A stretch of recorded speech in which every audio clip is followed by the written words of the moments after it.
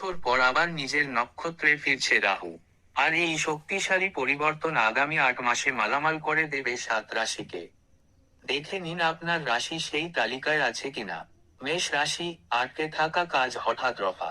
চাকরি ব্যবসায় দুর্দান্ত উন্নতি। মিথুন রাশি, পরিকল্পনা হবে বাস্তব, সৃজনশীল কাজে নাম খ্যাতি বাড়বে। সিংহ রাশি, ক্যারিয়ারে বড় সুযোগ, নেতৃত্বে সাফল্য নিশ্চিত। কন্যা রাশি, আর্থিক উন্নতি, কাজের স্বীকৃতি, মানসিক শান্তি ফিরে আসবে।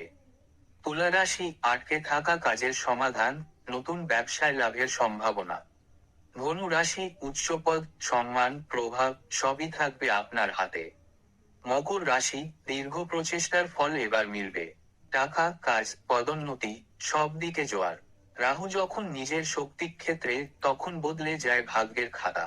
আপনার রাশি কি এই 7টির মধ্যে? কমেন্টে জানিয়ে দিন।